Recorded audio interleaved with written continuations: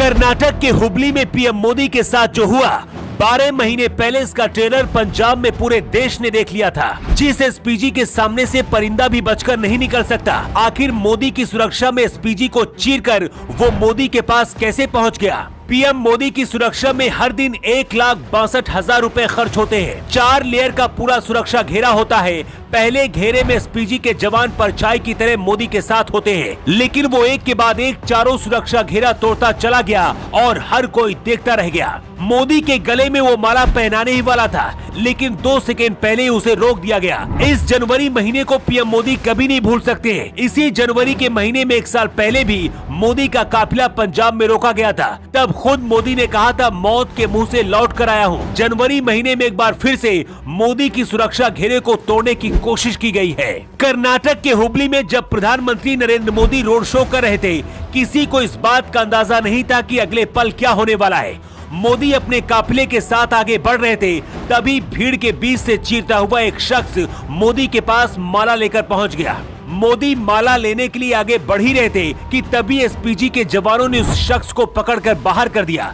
जो शख्स मोदी के पास पहुंचा था, उसकी जगह पर कोई आतंकवादी भी हो सकता था। ऐसे में सवाल है कि आखिर मोदी की सुरक्षा में इतनी बड़ी सेंध कैसे लगी? देश के प्रधानमंत्री की सुरक्षा का घेरा 4 लेयर का होता है। पहले स्तर पर एसपीजी की टीम के पास सुरक्षा का जिम्मा होता है। एसपीजी के 24 कमांडो प्रधानमंत्री की सुरक्षा में तैनात होते हैं। एसपीजी कमांडो के पास FNF 200 असॉल्ट राइफल होती है।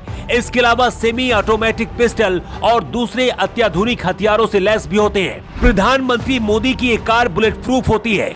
काफिले में 9 हाई प्रोफाइल गाड़ियों के अलावा एम्बुलेंस और जैमर होता है। इसके अलावा पीएम मोदी के काफिले में 100 से ज्यादा जवान शामिल होते हैं। कर्नाटक के हुबली में इतनी बड़ी सुरक्षा चूक कैसे हुई, सबसे पहले इसके बारे में आपको बताते हैं। सुरक्षा घेरा तोड़कर पीएम मोदी के पास जो शख्स पहुंचा था, उसने 24 घंटे पहले ही पूरी तैयारी कर ली थी। पीएम मोदी का काफिला जब आगे बढ़ रहा था, वो शख्स पहले ही फूलों की माला लेकर वहाँ पर तैयार खड़ा था।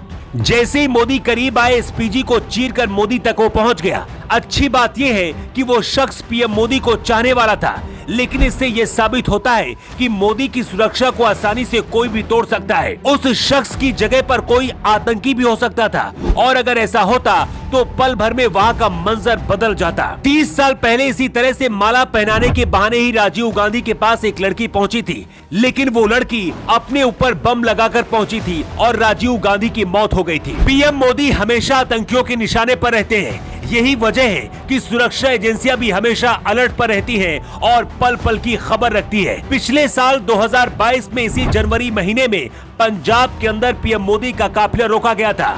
अब 1 साल बाद इसी जनवरी महीने में कर्नाटक में प्रधानमंत्री मोदी की सुरक्षा में भारी चूक हुई है। पीएम मोदी की सुरक्षा में हर दिन 1,62,000 रुपए खर्च होते हैं, लेकिन इसके बाद भी सुरक्षा में सेंध कैसे लग जाती है, ये सबसे बड़ा सवाल है। वैसे कर्नाटक में जो हुआ, उसे लेकर आपका क्या कहना है? अपनी राय आप कमेंट बॉक्स पर लिखकर जरूर दें। न्यू टाइम्स के लिए ब्यूरो रिपोर्ट।